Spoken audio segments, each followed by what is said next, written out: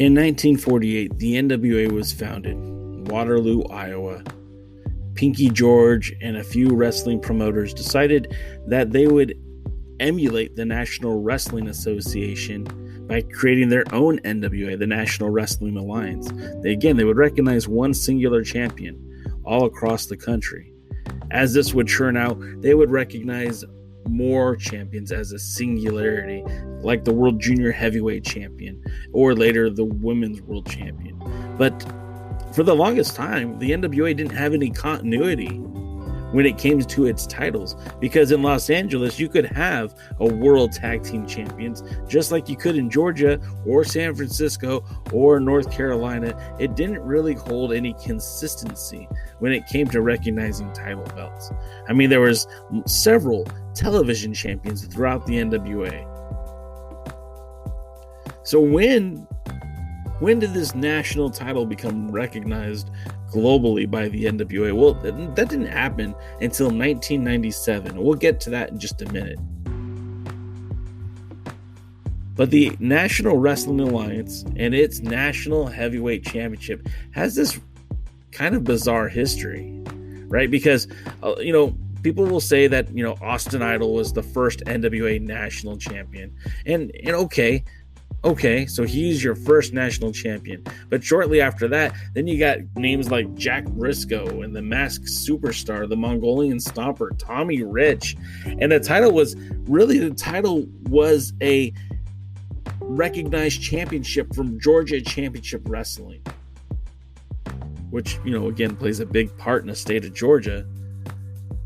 And Tommy Rich, Paul Orndorff, Buzz Sawyer, the names continue. Larry Zbyszko, Mr. Wrestling, Brad Armstrong, Ted DiBiase, Ronnie Garvin, Black Bart, Terry Taylor, Buddy Landell, Dusty Rhodes, Tully Blanchard, Chief Wahoo McDaniel, Nikita Koloff. I mean, these champions existed from 1980 to 1986 as the title was, again, initially part of Georgia Championship Wrestling, but was folded into the buyout, if you will, from Jim Crockett Promotions. It became a title recognized by, again, Jim Crockett Promotions until the belt was retired sometime around 1986.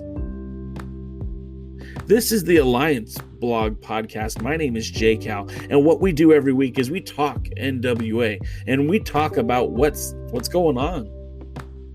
We're always here to give you news and information, and with the NWA National Championship recently changing hands on Power, I thought it would be appropriate to talk about the NWA and its history with this national championship. And we're going to get to all of that right after this.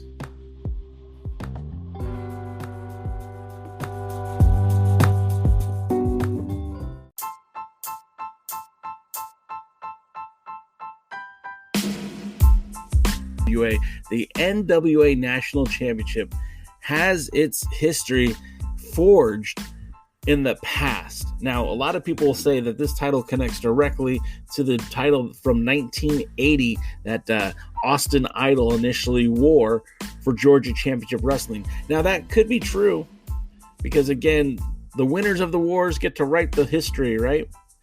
Billy Corgan is the president of the NWA, and he believes that title lineage connects directly back to Austin Idol.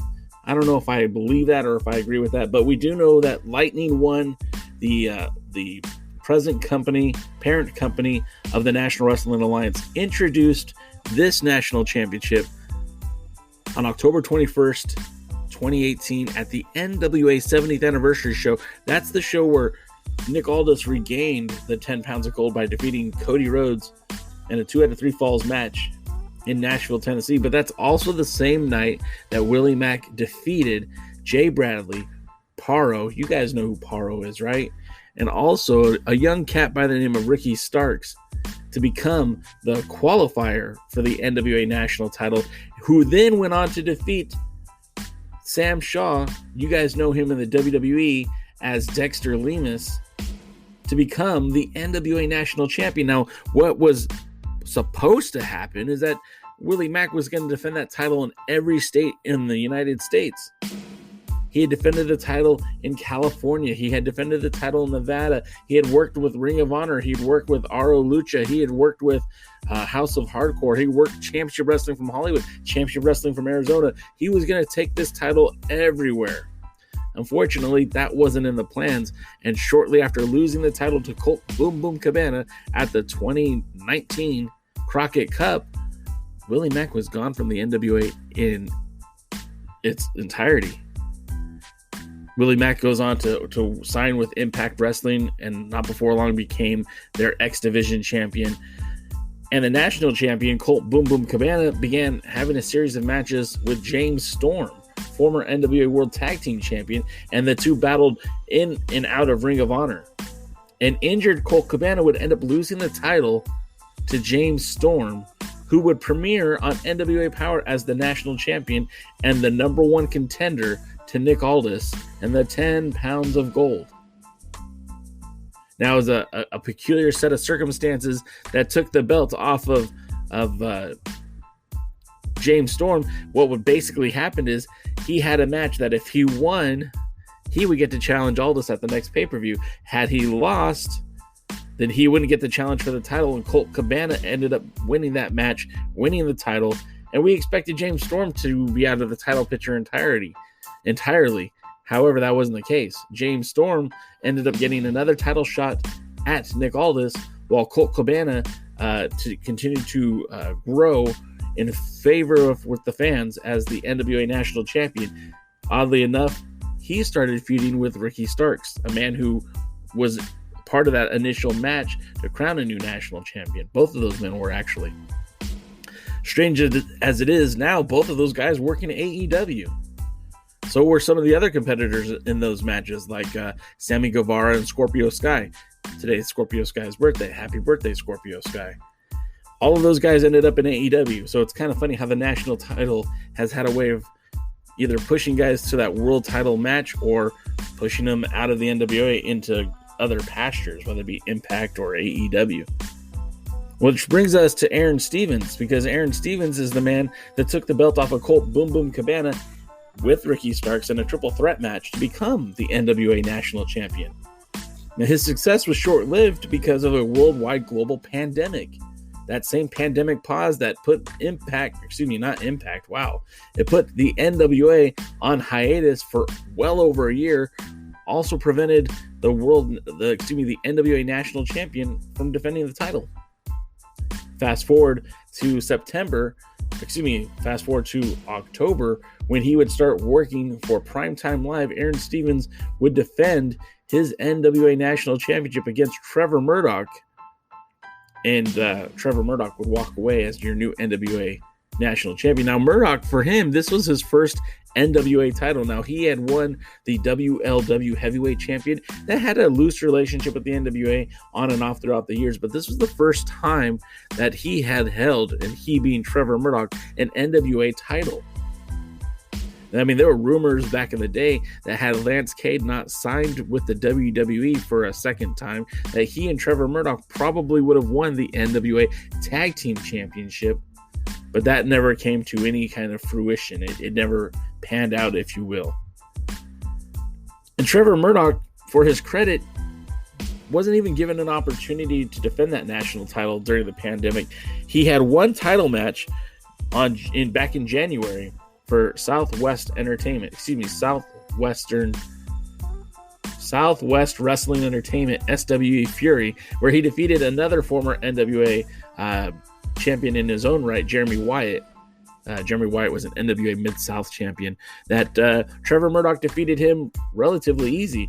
And then his first big defense in the NWA, his first time to defend the national championship, was against Chris Adonis at Back for the Attack. And we were all excited to see Trevor Murdoch have a long run with that NWA National Championship. But that in it of itself wasn't in the cards. Because after he won the match and defeated Chris Adonis in a clean victory, Adonis attacked him post-match. So his celebration was very short-lived, and Trevor Murdoch was on the IL, if you will. He wasn't able to appear at the first new episode of NWA Power. because he was not cleared to wrestle. He would show up on the second episode of NWA Power to question the integrity of the world's heavyweight champion, Nick Aldis, from working with somebody, teaming with somebody like Chris Adonis, who could do such a treacherous act. Now, make no mistake about it, Nick Aldis isn't a babyface. He might cut those promos and he might get you hooked in on these matches, but there's nothing about Nick Aldis that screams babyface. He's a heel. He does heel things. One of which is celebrating when somebody gets their ass handed to him. And after Trevor Murdoch called out Nick Aldis, it set up an opportunity for Chris Adonis to attack our national champion, Trevor Murdoch. In fact, it put him out again. However, prior to this sneak attack, Trevor Murdoch declared that he wanted to have a no disqualification match with Chris Adonis, and if he had to put the title on the line to get it, he would do it. Now, this was poor planning on the part of Trevor Murdoch, and this might come as one of those deals where he had more heart than he had brains, because Trevor Murdoch came out in a neck brace and was just absolutely humiliated by Chris Adonis. Will there be a come up for Chris Adonis? I'm pretty sure there will be. But I think if you're a fan of Trevor Murdoch, if you're a fan of the NWA National Championship, and as we've been talking about it here for a few minutes, it's got to be disappointing to see the title change hands this way. Again, it is the most volatile championship in all of the NWA. That belt has changed more hands, has been changed around more hands than any other title in the NWA. Keep in mind, since Power started, that the NWA World Heavyweight Championship hasn't changed hands at all. The television title has gone from Ricky Starks to Zicky Dice to the Pope. The Women's Championship went from Serena Deeb to Thunder Rosa. Allison Kay to Thunder Rosa, and now is around the waist of Serena Deeb. The tag titles went from the Wild Card to the Rock and Roll Express to James Storm and Eli Drake, and now with, of course, Kratos and Aaron Stevens. And that national title has been, again, since its invention, has been on just about 6 people, right? 5 guys, 6 actual champions.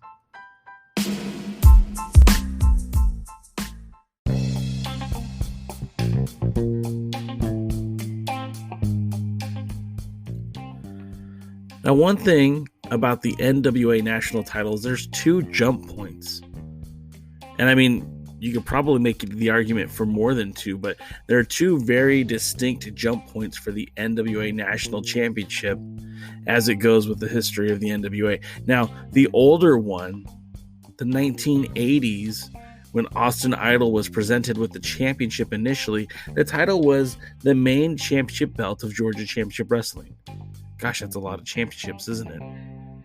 Because when the NWA was a territory system, things were a little bit different. In 1948, when they crowned the first NWA World's Heavyweight Champion, and then shortly after that, they would introduce the first World Junior Heavyweight Champion, most of the other title distinctions were just based on whatever the promotion wanted. So that's why you have like a World Tag Team Champions in Los Angeles, as well as the World Tag Team Champions in San Francisco, as well as the World Tag Team Champions in Georgia Championship Wrestling. They were all allowed to use the same names. And that kind of created some confusion over the years. You know, back then there wasn't an internet.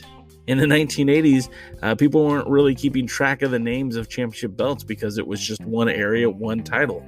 I don't believe they thought back then that we would be recognizing one set of champions and this big conglomeration of wrestling promotions. You know, WWF, WWE, at that point hadn't even began global expansion. The pay-per-views were still just something that was on the horizon. So things have drastically changed since then, obviously. But when the NWA announced its national title, it was just the main title of the Georgia Championship Wrestling promotion. So when Austin Idol had it, or later when Jack Briscoe won it in a tournament, defeating Terry Funk, that title represented Georgia. It didn't represent the entire nation. It was just the Georgia National Championship. And again, if LA decided to make their own version of the LA National Championship, they would have been within their means to do so. And that title would go on guys like the Mongolian Stomper and Steve-O and Tommy Rich. And the title would continue to be on guys like Ron Bass or Buzz Sawyer, Paul, Mr. Wonderful Orndorff, the Super Destroyer. And around this time is when the NWA in Georgia would eventually be bought out by Jim Crockett Promotions. So that national title that was, featured in Atlanta would soon be featured all over the areas that the NWA was working. So this national title that started off as just a singular promotion championship now became a touring title. Larry Zbyszko would take that title to Huntington, West Virginia, and Brett Wayne would defend it in Atlanta, Georgia. But Ted DiBiase, won the title in Cleveland, Ohio, and the Spoiler would win it in West Virginia, and the title would continue to grow and be defended in more and more places. Ronnie Garvin would win the title in Maryland. Buddy Landell would win it in Horseman Country, Greensboro, North Carolina. Wahoo McDaniel won the title in Los Angeles. Chief Wahoo McDaniel, thank you very much. And Nikita Koloff would take the belt off of him. And again, that title would basically be sealed in 1986. And when we talk about the history of the championship, that would be it. Then it would be unified. Nikita Koloff would take the NWA United States Championship, and it would be unified with Wahoo McDaniel's Mid-Atlantic Championship Wrestling's National Championship. Sorry, I lost my train of thought there. So once the title was unified, that was it. That was in. The history was sealed. Until 1997. Because again, the NWA, a lot of people, again, kind of are under the assumption, even still to this day, that Jim Crockett Promotions was in fact the National Wrestling Alliance. And when they were sold to Ted Turner and eventually pulled out of the NWA, that the NWA became WCW, but that really isn't the case. And I've tried to state that multiple times on this podcast and really any podcast I'm on. Jim Crockett Promotions was the biggest member of the NWA, period, followed by New Japan Pro Wrestling. And around 1992, 1993, a lot of promotions were struggling with the global expansion of the WWE and the rise of, satellite and cable, and they just couldn't keep up. So a promotion like Portland Championship Wrestling, who actually predated Jim Crockett Promotions in the NWA, they were gone. So when 1997 came, the NWA was certainly looking to redesign its identity. And when the NWA was I keep saying relaunched, but it was never really relaunched, right? There was this time in 1994, Shane Douglas throws the belt down. Horrible. Chris Candido wins the title. Wonderful. Dan the Beast Severn wins the title in 1995 after winning a couple of big MMA fights with the UFC, capturing the UFC 5 championship as well as the Ultimate Championship, making him one of the most recognizable UFC fighters and the NWA World's Heavyweight Champion. Now, this was great for the NWA because now, more than ever, people wanted back in the NWA. And it wasn't long before even the World Wrestling Entertainment was back in business with the NWA. But in 1997, the NWA was desperate for a membership. Knowing full well that their World's Heavyweight Champion wasn't always available, they created the North American title, which was actually really more of a byproduct from the Music City Wrestling era and the connection it had with Burt Prentice's wrestling promotions. They brought in the NWA North American title. I mean, they also kind of tried to play it off as having ties to Jim Crockett Jr.'s NWA Dallas, but that really wasn't the case either. And then they brought in the national title in 97.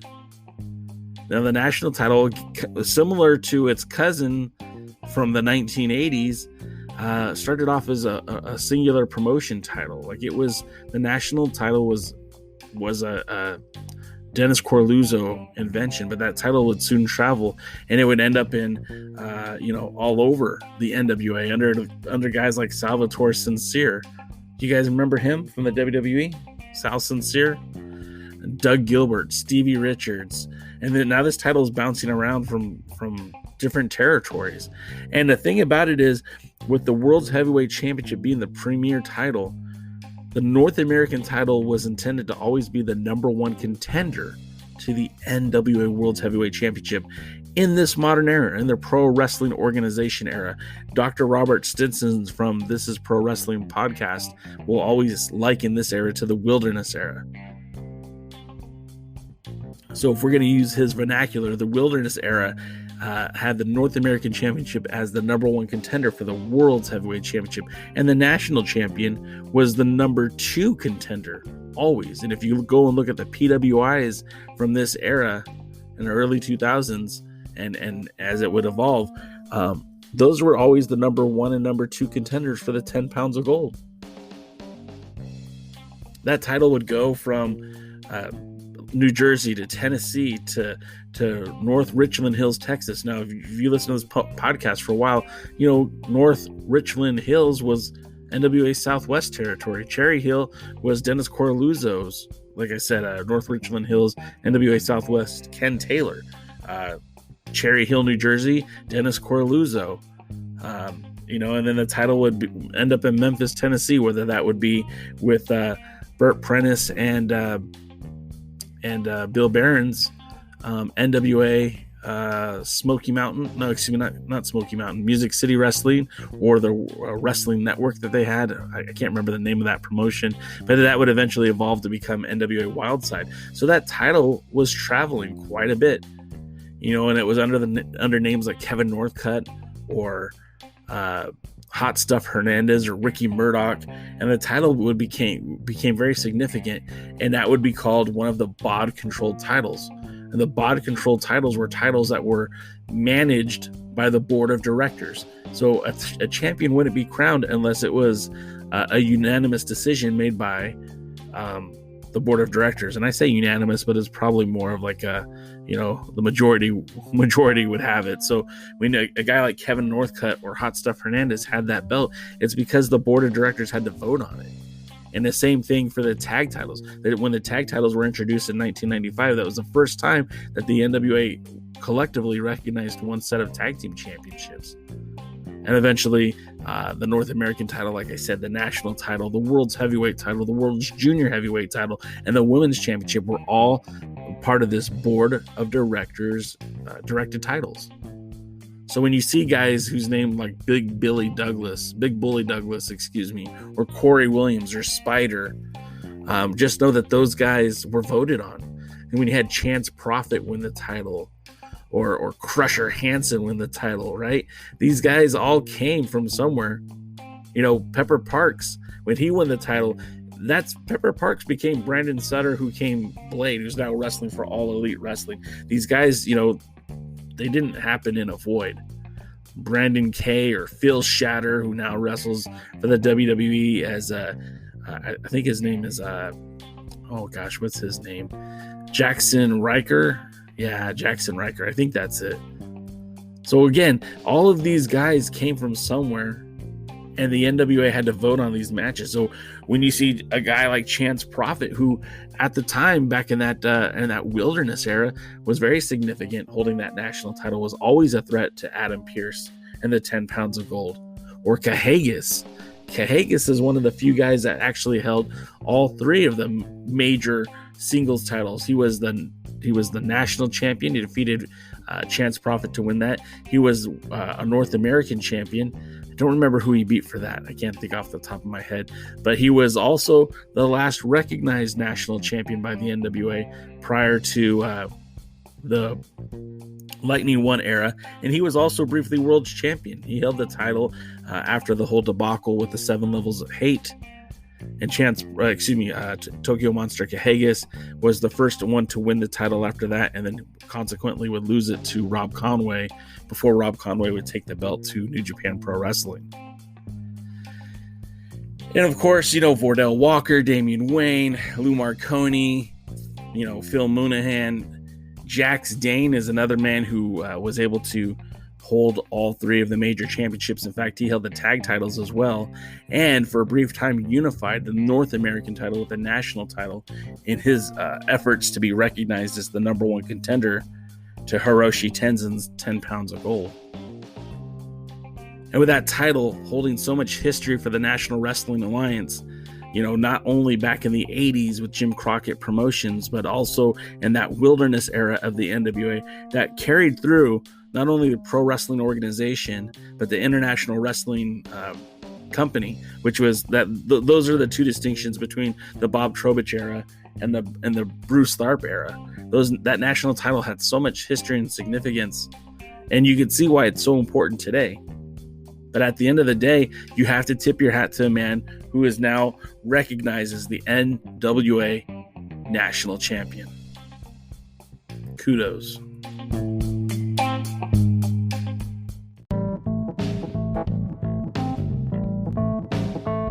Thanks again for tuning in to the Alliance Blog Podcast, a presentation of Alliance-Wrestling.com. We genuinely appreciate your support. Would you consider subscribing so you won't miss any future episodes? We'd also like to remind you that we do a live stream every Tuesday at 5 p.m. Eastern, 2 p.m. Pacific on YouTube at The Alliance Blog. And you can follow us on Facebook, Instagram, Twitter, Tumblr, TikTok, and Twitch at The Alliance Blog. Remember, absorb what is useful, reject what is useless, add what is essentially your own. Thank you for tuning in, and we'll see you next time.